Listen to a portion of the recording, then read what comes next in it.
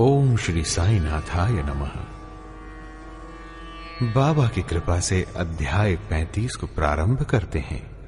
मिटी शंका एक सेठ की, गृहस्थ का मिटा रोग। भोजन के भंडार भर गए, भक्तों का मिटा दुर्योग। इस अध्याय में काका महाजनी के मित्र और सेठ निर्बीज मुनक्के बांद्रा के एक गृहस्थ की अनिद्रा, बालाजी पाटिल निवासकर एवं बाबा का सर्प के रूप में प्रकट होने की कथाओं का वर्णन है। इस अध्याय में भी उदी का महात्म्य ही वर्णित है। इसमें ऐसी दो घटनाओं का उल्लेख है कि परीक्षा करने पर देखा गया कि बाबा ने दक्षिणा अस्वीकार कर दी। पहले इन घटनाओं का वर्णन किया जाएगा। आध्यात्मिक विषयों में सांप्रदायिक प्रवृत्ति उन्नति के मार्ग में एक बड़ा रोड़ा है। निराकारवादियों से कहते सुना जाता है, ईश्वर की सगुण उपासना केवल एक भ्रम ही है और संतगण भी अपने सदृश ही सामान्य पुरुष हैं। इस कारण उनकी चरण वंदना कर उन्हें दक्षिणा क्यों देनी चाहिए। अन्य पंथों के अनुयायियों का भी ऐसा ही मत है कि अपने सद्गुरु के अतिरिक्त अन्य संतों को नमन तथा उनकी भक्ति नहीं करनी चाहिए। इसी प्रकार की अनेक आलोचनाएं साईं बाबा के संबंध में पहले सुनने में आया करती थीं तथा अभी भी आ रही हैं। किसी का कथन था कि जब हम शिरडी गए तो बाबा ने हमसे दक्षिणा मांगी। क्या इस भांति दक्षिणा ऐंठना एक संत के लिए शोभनीय था? जब वे इस प्रकार आचरण करते हैं तो फिर उनका साधु धर्म कहां रहा? परंतु ऐसी कई घटनाएं अनुभव में आई हैं कि जिन लोगों ने शिरडी जाकर अविश्वास से बाबा के दर्शन किए, उन्होंने ही सर्वप्रथम बाबा को प्रणाम कर प्रार्थना भी की। ऐसे ही कुछ उदाहरण नीचे दिए जाते हैं।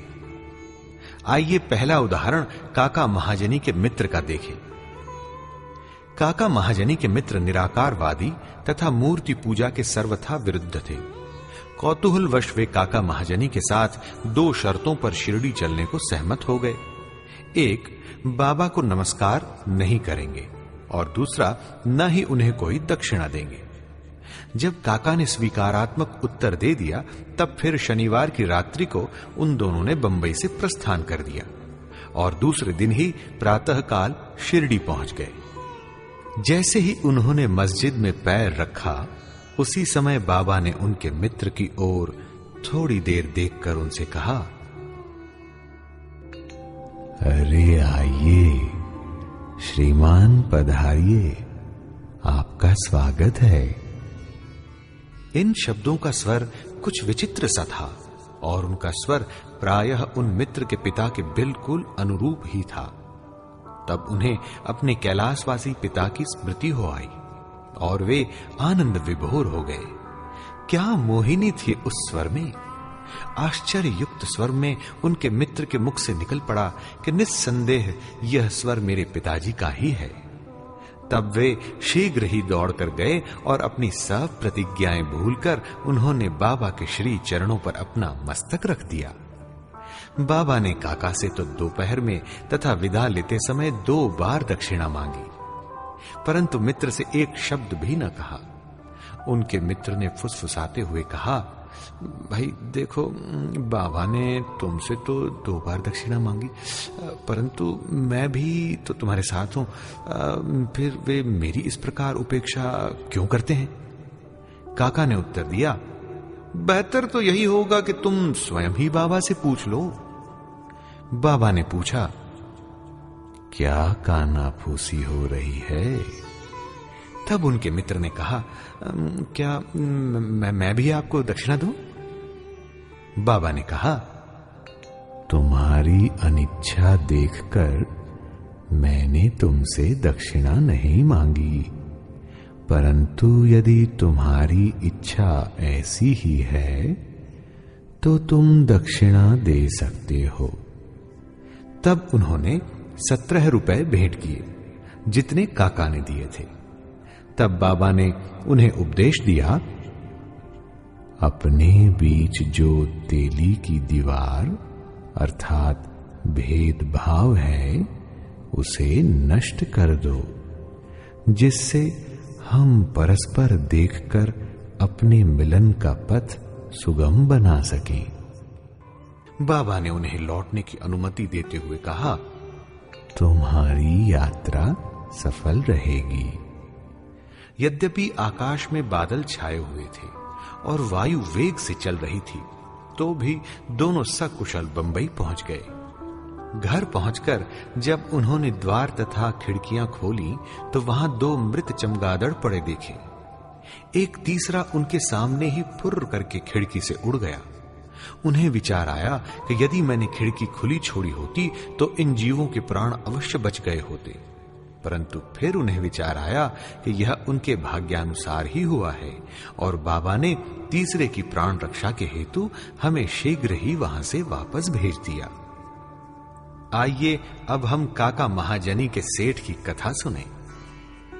बंबई में ठक्कर धर्मसी जेठा भाई सॉलिसिटर अर्थात कानूनी सलाहकार की एक फर्म थी। काका इस फर्म के व्यवस्थापक थे। सेठ और व्यवस्थापक के संबंध परस्पर अच्छे थे।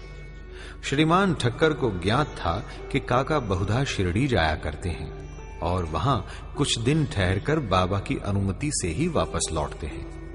कौतूहलवश बाबा की परीक्षा करने के विचार से उन्होंने भी होलिकोत्सव के अवसर पर काका के साथ शिरडी जाने का निश्चय किया। काका का शिरडी से लौटना सदैव अनिश्चित सा ही रहता था, इसलिए अपने साथ एक मित्र को लेकर वे तीनों रवाना हो गए। मार्ग में काका ने बाबा को अर्पित करने हेतु 2 सेर मुनक्का मोल लिए। ठीक समय पर शिरडी पहुंचकर वे उनके दर्शनार्थ मस्जिद में गए। बाबा साहेब तरखड़ भी तब वहीं पर थे। श्री ठक्कर ने उनसे आने का हेतु पूछा। तरखड़ ने उत्तर दिया कि मैं तो दर्शन के लिए ही आया हूं, मुझे चमत्कारों से कोई प्रयोजन नहीं, यहां तो भक्तों की हार्दिक इच्छाओं की पूर्ति होती है। काका ने बाबा को नमस्कार कर उन्हें मुनक्के अर्पित किए। तब बाबा ने उन्हें वितरित करने की आज्ञा दे दी। श्रीमान ठक्कर को भी कुछ मुनक्के मिले। एक तो उन्हें मुनक्का रुचिकर नहीं लगता था, दूसरे इस प्रकार अस्वच्छ खाने की डॉक्टर ने मनाही करी थी, इसलिए वे कुछ निश्चय न कर सके और न चाहते हुए भी उन्हें ग्रहण करना पड़ा और फिर दिखावे मात्र के लिए ही उन्होंने मुंह में डाल लिया। अब समझ में न आता था कि उनके बीजों का क्या करें। मस्जिद की फर्श पर तो थूका नहीं जा सकता था, इसलिए उन्होंने वे बीज अपनी इच्छा के विरुद्ध अपनी जेब में डाल लिए और सोचने लगे कि जब बाबा संत हैं तो ये बात उन्हें कैसे अविदित रह सकती है कि मुझे मुनक्के नापसंद हैं। फिर क्या वे मुझे इसके लिए लाचार कर सकते हैं? जैसे ही ये विचार उनके मन में आया, बाबा ने उन्हें कुछ और मुनक्के दिए, पर उन्होंने खाया नहीं और अपने हाथ में ले लिया। तब बाबा ने उन्हें खा लेने को कहा। उन्होंने आज्ञा का पालन किया और चबाने पर देखा कि वे सब निर्बीज हैं, अर्थात उसमें बीज नहीं थे। वे चमत्कार की इच्छा रखते थे, इसलिए उन्हें देखने को मिल गया और उन्होंने सोचा कि बाबा समस्त विचारों को तुरंत जान लेते हैं और मेरी इच्छा अनुसार ही उन्होंने इन्हें बीज रहित बना दिया है। क्या अद्भुत शक्ति है उनमें। फिर शंका निवारणार्थ उन्होंने तरखड़ से, जो समीप ही बैठे हुए थे और जिन्हें थोड़े से मुनक्के मिले थे, पूछा कि किस किस्म के मुनक्के तुम्हें मिले? तो उत्तर मिला, अच्छे बीजों वाले। श्रीमान ठक्कर को तब और भी आश्चर्य हुआ कि यदि बाबा वास्तव में संत हैं तो अब सर्वप्रथम मुनक्के काका को ही दिए जाने चाहिए। इस विचार को जानकर बाबा ने कहा कि अब पुनः वितरण काका से ही आरंभ होना चाहिए। ये सब प्रमाण श्री ठक्कर के लिए पर्याप्त थे। फिर श्यामा ने बाबा से परिचय कराया कि आप ही काका के सेठ हैं। बाबा कहने लगे कि ये उनके सेठ कैसे हो सकते हैं, इनके सेठ तो बड़े विचित्र हैं। काका इस उत्तर से सहमत हो गए। अपना हठ छोड़कर ठक्कर ने बाबा को प्रणाम किया और वाड़े को लौट आए। मध्याह्न की आरती समाप्त होने के उपरांत वे बाबा से प्रस्थान करने की अनुमति प्राप्त करने के लिए मस्जिद में आए। श्यामा ने उनकी कुछ सिफारिश की। तब बाबा इस प्रकार बोले, एक सनकी मस्तिष्क वाला सभ्य पुरुष था, जो स्वस्थ और धनी भी था। शारीरिक तथा मानसिक व्यथाओं से मुक्त होने पर भी वह स्वतः ही अनावश्यक चिंताओं में डूबा रहता और व्यर्थ ही यहां वहां भटककर अशांत बना रहता था।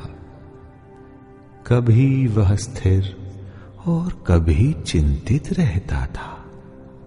उसकी ऐसी स्थिति देखकर मुझे दया आ गई और मैंने उससे कहा, कृपया अब आप अपना विश्वास एक इच्छित स्थान पर स्थिर कर लें। इस प्रकार व्यर्थ भटकने से कोई लाभ नहीं। शीघ्र ही एक निर्दिष्ट स्थान चुन लो।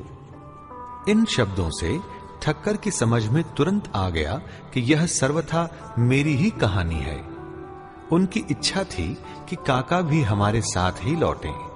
बाबा ने उनका ऐसा विचार जानकर काका को सेठ के साथ ही लौटने की अनुमति दे दी। किसी को विश्वास न था कि काका इतने शीघ्र शिरडी से प्रस्थान कर सकेंगे। इस प्रकार ठक्कर को बाबा द्वारा विचार जानने का एक और प्रमाण मिल गया। तब बाबा ने काका से 15 रुपए दक्षिणा मांगी और कहने लगे, यदि मैं किसी से 1 रुपया दक्षिणा लेता हूं तो उसे 10 गुना लौटाया करता हूं। मैं किसी की कोई वस्तु बिना मूल्य नहीं लेता और न तो प्रत्येक से मांगता ही हूं। जिसकी ओर फकीर इंगित करते हैं उससे ही मैं मांगता हूं, और जो गत जन्म का ऋणी होता है उसकी ही दक्षिणा स्वीकार हो जाती है। दानी देता है और भविष्य में सुंदर उपज का बीजारोपण करता है। धन का उपयोग धर्मोपार्जन के निमित्त ही होना चाहिए। यदि धन व्यक्तिगत आवश्यकताओं में व्यय किया गया तो यह उसका दुरुपयोग है। यदि तुमने पूर्व जन्मों में दान नहीं दिया है तो इस जन्म में पाने की आशा कैसे कर सकते हो? इसलिए यदि प्राप्ति की आशा रखते हो तो अभी दान करो। दक्षिणा देने से वैराग्य की वृद्धि होती है और वैराग्य प्राप्ति से भक्ति और ज्ञान बढ़ जाते हैं। 1, 2 और 10 गुना लो। इन शब्दों को सुनकर श्री ठक्कर ने भी अपना संकल्प भूलकर बाबा को 15 रुपए भेंट किए। उन्होंने सोचा कि अच्छा ही हुआ जो मैं शिरडी आ गया। यहां मेरी सब शंकाएं नष्ट हो गईं और मुझे बहुत कुछ शिक्षा प्राप्त हो गई। ऐसे विषयों में बाबा की कुशलता बड़ी अद्वितीय थी। यद्यपि वे सब कुछ करते थे, फिर भी वे इन सब से अलिप्त रहते थे। नमस्कार करने या न करने वाले दोनों ही उनके लिए एक समान थे। उन्होंने कभी किसी का अनादर नहीं किया। यदि भक्त उनका पूजन करते तो इसमें उन्हें न कोई प्रसन्नता होती और यदि कोई उनकी उपेक्षा करता तो न कोई दुख ही होता। वे सुख और दुख की भावना से परे हो चुके थे। आइए अब एक कथा सुने अनिद्रा की। बांद्रा के एक महाशय कायस्थ प्रभु बहुत दिनों से नींद न आने के कारण अस्वस्थ थे। जैसे ही वे सोने लगते, उनके स्वर्गवासी पिता स्वप्न में आकर उन्हें बुरी तरह गालियां देते हुए दिखने लगते थे। इससे निद्रा भंग हो जाती और वे रात्रि भर अशांति महसूस करते थे। हर रात्रि को ऐसा ही होता था, जिससे वे किंग कर्तव्य विमूढ़ हो गए। एक दिन बाबा के एक भक्त से उन्होंने इस विषय में परामर्श किया। उसने कहा कि मैं तो संकट मोचन सर्व पीड़ा निवारणी उदी को ही इसकी रामबाण औषधि मानता हूं। जो शीघ्र ही लाभदायक सिद्ध होगी। उन्होंने एक उदी की पुड़िया देकर कहा कि इसे शयन के पूर्व माथे पर लगाकर अपने सिरहाने रखो। फिर तो उन्हें निर्विघ्न प्रगाढ़ निद्रा आने लगी। यह देखकर उन्हें महान आश्चर्य और आनंद हुआ। यह क्रम चालू रखकर वे अब साईं बाबा का ध्यान करने लगे। बाजार से उनका एक चित्र लाकर उन्होंने अपने सिरहाने के पास लगाकर उनका नित्य पूजन करना प्रारंभ कर दिया। प्रत्येक गुरुवार को वे हार और नैवेद्य अर्पण करने लगे। वे अब पूर्ण स्वस्थ हो गए और पहले के सारे कष्टों को भूल गए। आइए अब हम सुनते हैं बालाजी पाटिल निवासकर की कथा। ये बाबा के परम भक्त थे। ये उनकी निष्काम सेवा किया करते थे। दिन में जिन रास्तों से बाबा निकलते थे उन्हें वे प्रातः काल ही उठकर झाड़ू लगाकर पूर्ण स्वच्छ रखते थे। इनके पश्चात यह कार्य बाबा की एक परम भक्त महिला राधाकृष्ण माई ने किया और फिर अब्दुल ने। बालाजी जब अपनी फसल काटकर लाते तो वे सब अनाज उन्हें भेंट कर दिया करते थे।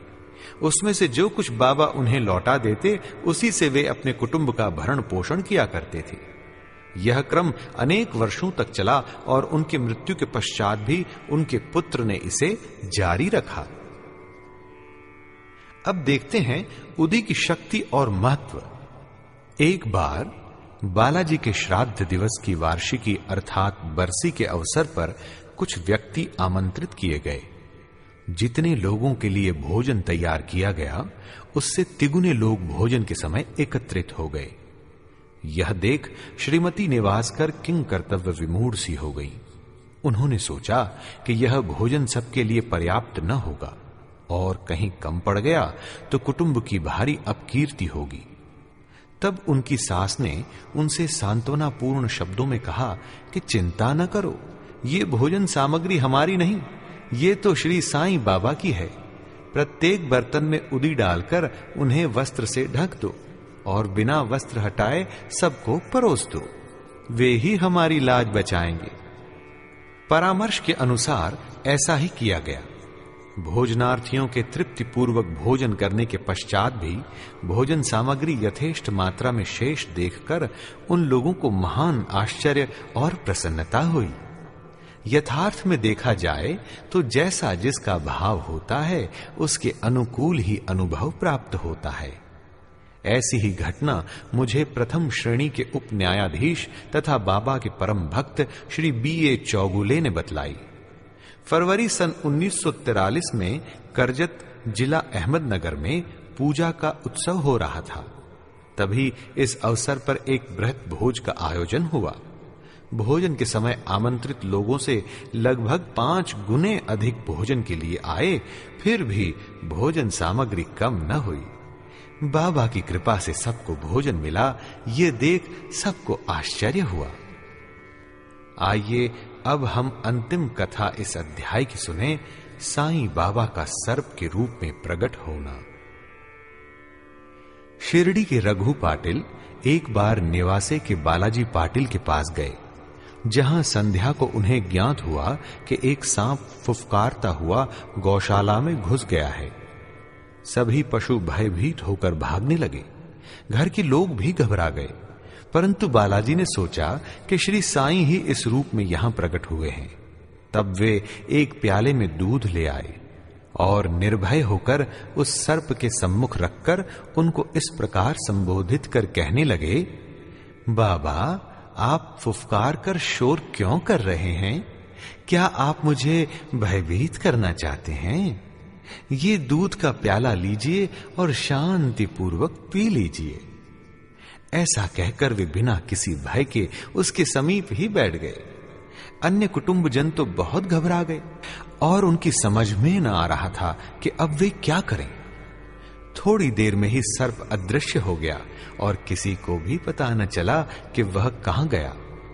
गौशाला में सर्वत्र देखने पर भी वहां उसका कोई चिन्ह न दिखाई दिया। करो न शंका और कुशंका, व्यर्थ है कोई भटकाव।